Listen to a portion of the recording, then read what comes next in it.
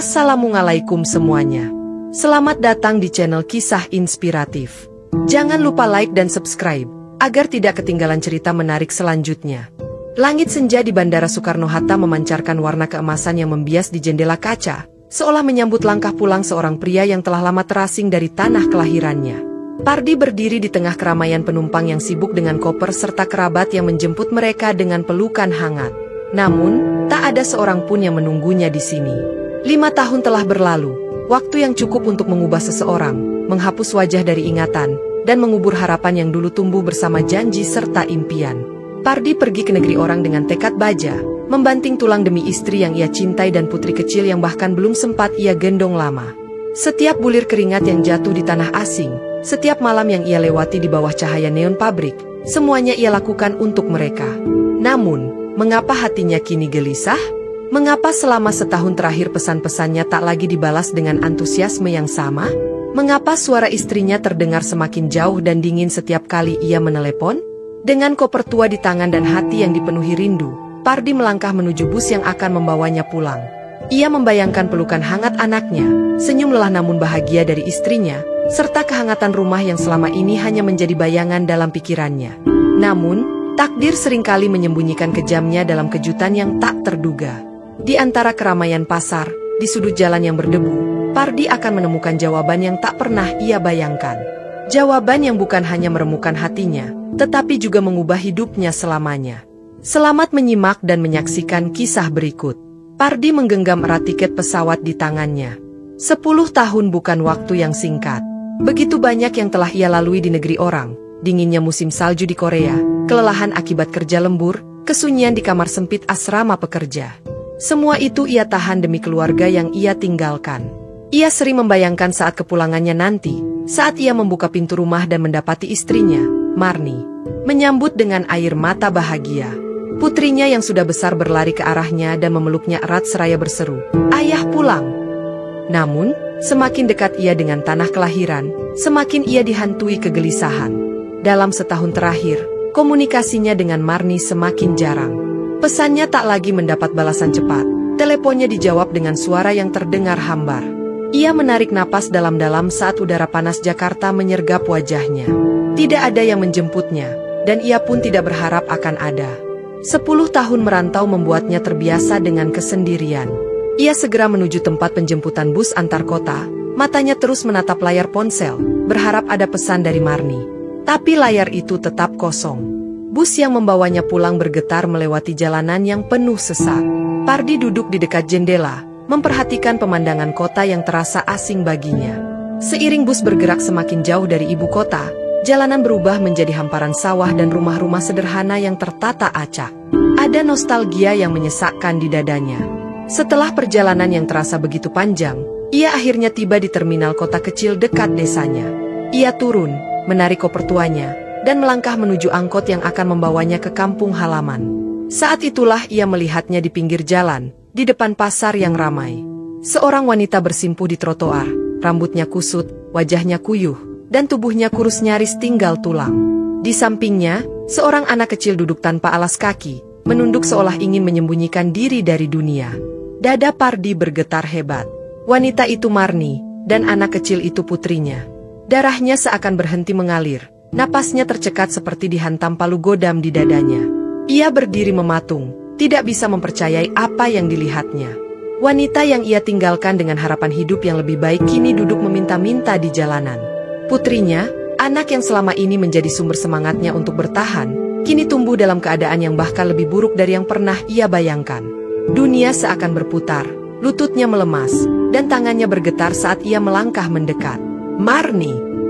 Suaranya nyaris tidak terdengar. Marni mendongak, matanya melebar seolah melihat hantu. Bibirnya gemetar, dan air mata langsung mengalir di pipinya. "Mas Pardi?" Suaranya serak, lemah, penuh ketidakpercayaan. Pardi berdiri terpaku di trotoar pasar yang riuh oleh suara pedagang dan pembeli yang lalu lalang. Tatapan anaknya pada Pardi penuh ketakutan, seolah ia adalah orang yang sama sekali tak dikenal. Anak itu mendekap erat ibunya, seakan berlindung dari sosok asing yang baru saja muncul di hadapan mereka. Marni menggigit bibirnya lalu berdiri perlahan. Wajahnya tampak jauh lebih tua dari usianya, rambutnya kusut, kulitnya kusam dan penuh guratan penderitaan. Pakaiannya kumal dengan beberapa bagian yang sobek. Putri mereka masih merapatkan tubuh ke ibunya, mencengkeram kain lusuh yang dikenakan Marni. "Ayo ikut aku, Mas," kata Marni akhirnya, suaranya lirih namun tegas. "Jangan bicara di sini." Tanpa menunggu jawaban, Marni menggandeng anak mereka dan berjalan menyusuri gang kecil di belakang pasar. Pardi mengekor di belakang, masih dengan koper tuanya. Setiap langkah terasa berat. Semakin jauh mereka berjalan, semakin sempit jalannya, hingga akhirnya mereka tiba di sebuah gubuk kecil di pojok gang yang hampir roboh. Atapnya bocor, dindingnya hanya dari bilik bambu yang sudah lapuk. Pardi menatap tempat itu dengan perasaan pilu. Apakah ini rumah mereka? Marni menghela napas panjang sebelum duduk di lantai tanah di depan gubuk itu. Putri mereka segera berjongkok di sebelahnya, masih menggenggam tangan ibunya erat-erat. Pardi menatap mereka dengan mata penuh luka. Hatinya berkecamuk antara amarah, kesedihan, dan rasa bersalah yang menghantam bertubi-tubi. Ia ingin berbicara, ingin menuntut penjelasan, tapi suaranya tertahan di tenggorokan. Akhirnya, Marni yang memecah kesunyian. "Mas, maafkan aku." Air matanya mengalir lagi. Aku tidak punya siapa-siapa lagi." Ia menatap Pardi dengan kesedihan yang mendalam. "Kakakmu mengambil semuanya." Dada Pardi seakan ditinju. "Apa?" Marni mengangguk pelan, suaranya gemetar. "Kakakmu bilang dia akan mengurusku dan anak kita. Dia yang menerima semua kiriman uangmu, katanya akan memastikan aku dan anak kita hidup dengan layak. Awalnya aku percaya. Setiap bulan, dia memang memberikan sedikit uang, cukup untuk makan dan kebutuhan sehari-hari. Tapi lama-kelamaan jumlahnya semakin berkurang, sampai akhirnya tidak ada sama sekali. Setiap aku bertanya, dia selalu bilang uangnya sedang dipakai untuk investasi, untuk masa depan kita." Tangan Pardi bergetar hebat. "Dia menggelapkan semua uangku." Marni mengangguk lemah. "Dia hidup enak, Mas. Membeli sawah, membangun rumah besar." Marni terisak, menggigit bibirnya berusaha menahan tangis. "Aku jatuh sakit, aku tidak bisa bekerja. Aku pun berusaha mencari tahu. Aku bilang aku akan menghubungimu, tapi dia bilang kau sudah punya keluarga baru di Korea dan tidak peduli lagi dengan kami." Amarah berkecamuk dalam diri Pardi. Kakaknya telah mengkhianatinya. Ia mengepalkan tinjunya, rahangnya mengeras. "Aku tidak pernah melakukan itu. Aku tidak pernah berhenti memikirkan kalian. Aku. Ia terhenti, menatap Marni yang tampak lelah dan putus asa. "Apa kau pernah berpikir untuk pergi dari sini?" Marni menggeleng pelan. "Aku ingin, Mas. Tapi aku tidak bisa mati, karena kalau aku mati, anak kita akan sendirian." Pardi menutup wajahnya dengan kedua tangannya. Rasa sakit dan sesal bercampur menjadi satu. "Aku pulang terlambat," bisiknya. Marni menunduk. Pardi mengalihkan pandangannya ke anak mereka. Gadis kecil itu memeluk ibunya erat, menatapnya dengan ketakutan dan kebingungan. Pardi menelan ludah, lalu berjongkok pelan agar sejajar dengan putrinya. Dengan hati-hati, ia mengulurkan tangan. Namun, yang terjadi justru menusuk hatinya lebih dalam. Anak kandungnya sendiri tidak mengenalnya. Gadis kecil itu semakin merapat ke ibunya, ketakutan. Pardi menurunkan tangannya perlahan, matanya memanas. Marni menutup wajahnya dengan kedua tangan, bahunya bergetar menahan tangis. Pardi merasa seperti orang asing di hadapan keluarganya sendiri. Pardi duduk di atas tanah keras yang berdebu di depan gubuk reot tempat istri dan anaknya tinggal. Angin malam yang dingin merayap melalui bilik bambu yang bolong di sana-sini, seakan mengejeknya. Kenyataan yang pahit ini menghantamnya dengan keras. Ia menoleh dengan wajah penuh amarah. "Siapa? Kakakku?" jawabnya dengan nada tajam. "Aku akan menemuinya sekarang juga." "Mas, jangan." Marni buru-buru mencengkeram lengannya. "Ini sudah malam, jangan membuat keributan." Pardi menoleh, matanya menyala. "Dia sudah menghancurkan hidup kita. Kau pikir aku bisa diam saja?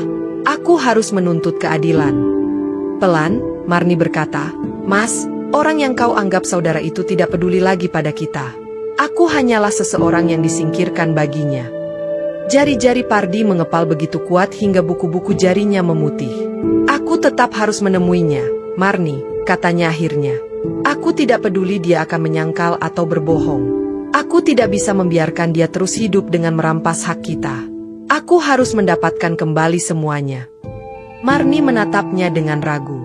Tapi, Mas. Tidak ada tapi, Marni. Pardi berdiri. Aku tidak bisa diam saja. Ia mengambil langkah panjang menuju rumah kakaknya. Rumah itu terletak di bagian desa yang lebih baik, jauh dari gang sempit tempat Marni dan anak mereka bertahan hidup. Di sana berdiri sebuah rumah megah dengan pagar besi tinggi dan halaman luas yang dihiasi taman.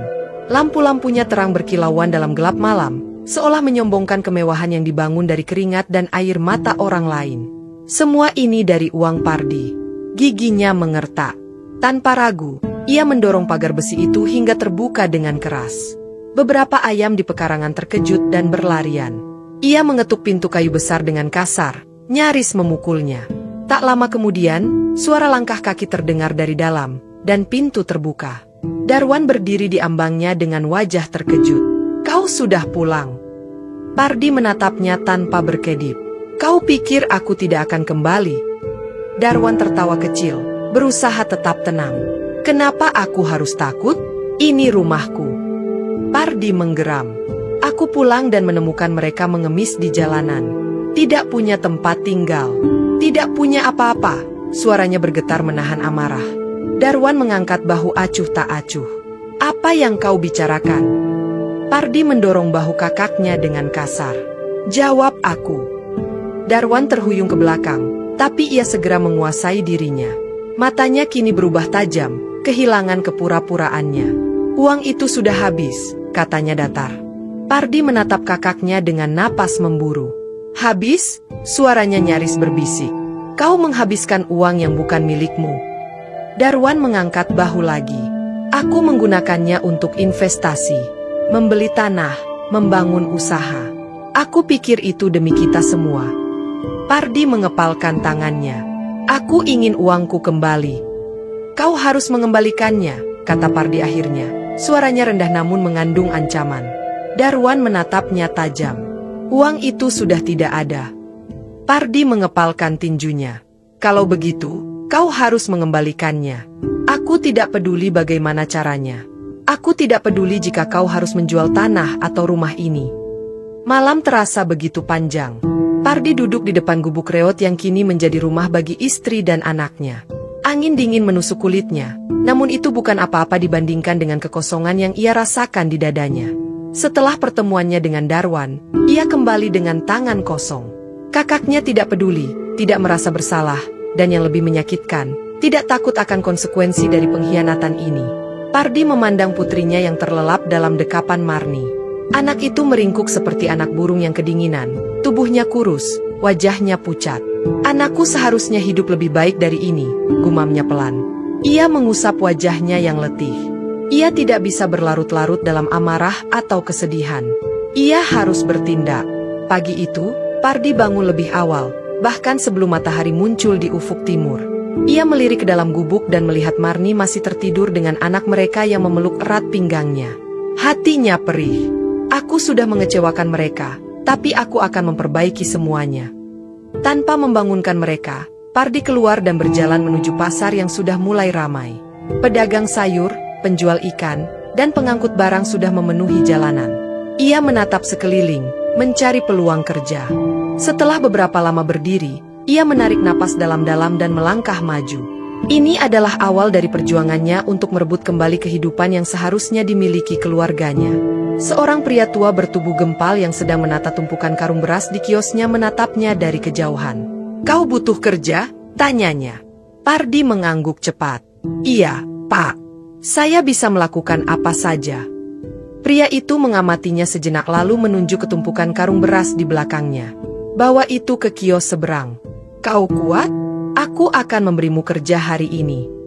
Tanpa berpikir panjang, Pardi segera mengangkat satu karung beras ke pundaknya. Beratnya nyaris membuat tubuhnya oleng, tapi ia menggertakkan gigi dan tetap melangkah. Aku pernah bekerja lebih berat dari ini.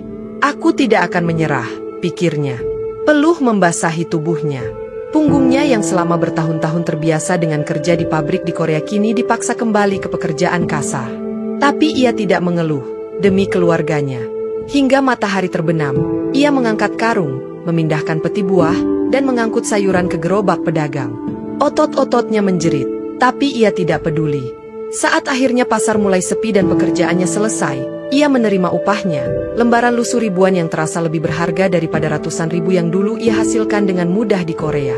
Ini adalah awal. Aku akan membangun kembali hidupku meskipun harus dari nol, tekadnya. Saat ia pulang ke gubuk malam itu, ia mendapati Marni duduk di depan rumah dengan wajah khawatir.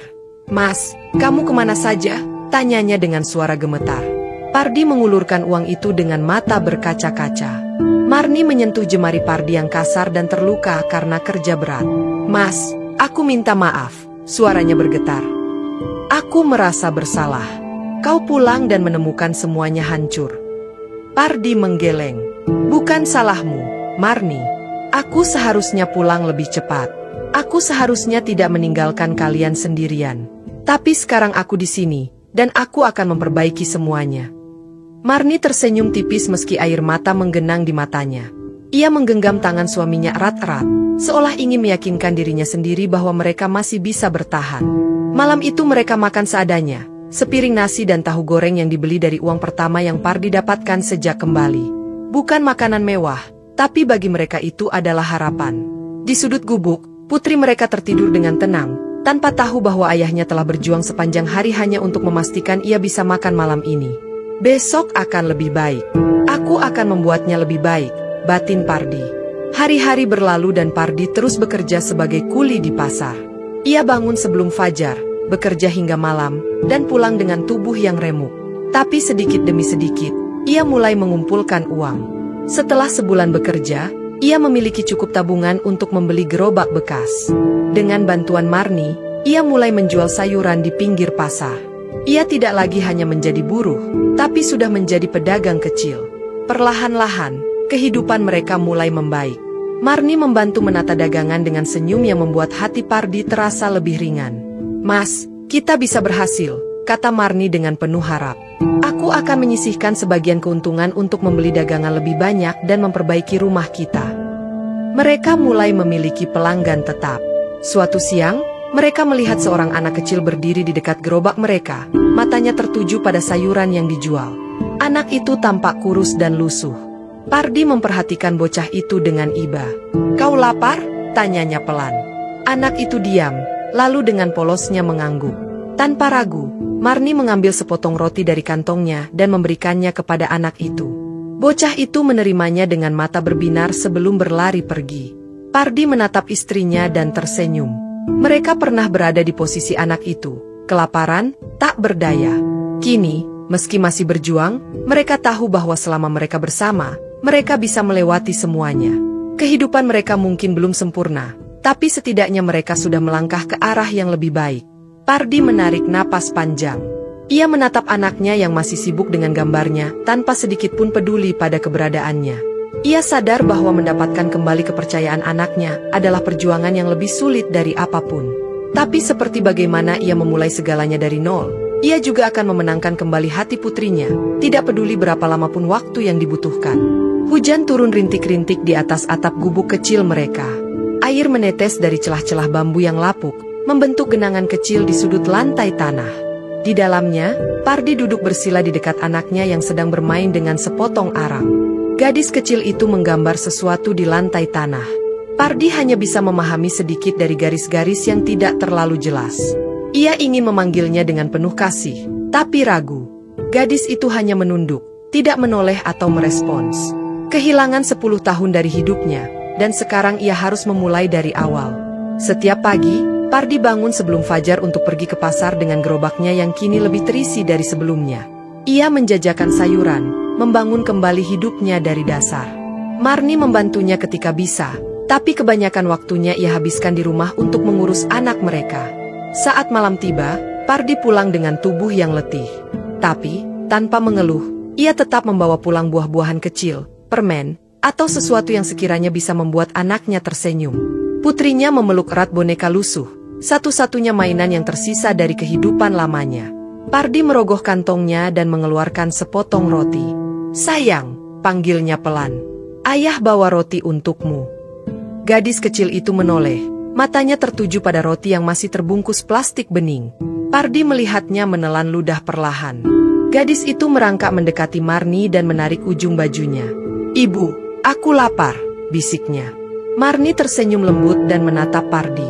"Ini dari ayahmu," katanya, mencoba mendorong putrinya agar lebih dekat. Tapi gadis itu hanya menggeleng dan berbisik, "Ibu saja yang ambil." Pardi menelan ludah, lalu mengulurkan tangannya, berharap putrinya mau mengambil roti itu langsung darinya. Namun, yang terjadi justru membuat hatinya remuk. Putrinya buru-buru memeluk ibunya, seolah takut jika Pardi menyentuhnya. Pardi menurunkan tangannya perlahan. "Dia masih takut padaku." Marni menatapnya dengan penuh simpati, lalu mengambil roti itu dan menyobeknya untuk diberikan pada putrinya. Gadis kecil itu memakan rotinya dengan lahap, tetapi tanpa sekalipun menatap Pardi. Di dalam hatinya, Pardi merasa seperti bayangan yang tak terlihat. "Aku ada di sini, tapi aku bukan siapa-siapa baginya." Bisnis kecil Pardi semakin berkembang. Dengan sedikit tabungan yang ia kumpulkan, ia mulai memperbaiki atap rumah mereka yang bocor dan menambah jumlah dagangannya di pasar. Namun, ada satu hal yang selalu mengganjal hatinya. Ia belum mendapatkan kembali kepercayaan putrinya. Suatu hari, dengan sisa keuntungannya di pasar, Pardi membelikan boneka kecil untuk putrinya. Namun, saat ia menyerahkannya, putrinya hanya menerimanya dari tangan ibunya. Pardi mencoba mengajaknya berbicara, tetapi gadis kecil itu tetap diam, menunduk, tanpa berani menatapnya.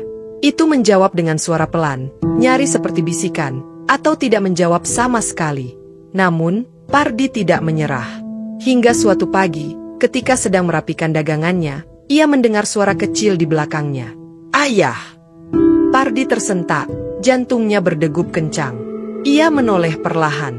Putrinya berdiri di ambang pintu, menggenggam uang ribuan dengan tangan kecilnya. "Ayah, mau ke pasar?" tanyanya dengan raut wajah penuh keraguan. Pardi menatap Marni yang membalas tatapannya dengan senyum haru. "Iya, nak," jawabnya. Sejenak, sesuatu terjadi. Gadis kecil itu mengulurkan tangannya, sangat pelan dan ragu-ragu, lalu menunjuk sesuatu di belakang Pardi. "Ayah lupa bawa topinya," katanya pelan. Dada Pardi bergetar. Ia menoleh dan melihat topinya tergantung di dinding bambu. Perlahan, ia mengambilnya dan mengenakannya. "Terima kasih, sayang," katanya, suaranya penuh emosi yang ia tahan mati-matian. Gadis kecil itu mengangguk kecil. Hari itu, untuk pertama kalinya, Pardi pergi ke pasar dengan hati yang sedikit lebih ringan. Ia tahu itu hanya awal, tapi itu adalah langkah pertama putrinya untuk menerimanya kembali. Hari itu datang setelah berbulan-bulan usaha dan kesabaran. Malam itu, hujan turun deras. Petir menyambar langit dengan kilatan-kilatan putih yang menyilaukan. Marni dan putrinya sudah tidur, sementara Pardi duduk di depan pintu gubuk, menatap hujan yang mengguyur atap rumah mereka yang kini sudah tidak bocor lagi. Saat itulah ia mendengar suara kecil yang mengusik kesunyiannya. "Ayah!" Ia menoleh cepat. Di ambang pintu, putrinya berdiri menggenggam boneka kecilnya. Matanya berkaca-kaca. "Ada apa, sayang?" Pardi bertanya selembut mungkin. Gadis kecil itu mendekat, menarik lengan baju Pardi, lalu berbisik pelan, "Ayah, boleh aku tidur di sini?" Pardi tersenyum, membelai rambut anaknya dengan lembut. "Jangan takut, sayang," bisiknya. "Ayah ada di sini." Malam itu, untuk pertama kalinya, putrinya tertidur dalam pelukannya. Itu adalah langkah besar dalam perjalanan mereka untuk kembali menjadi keluarga.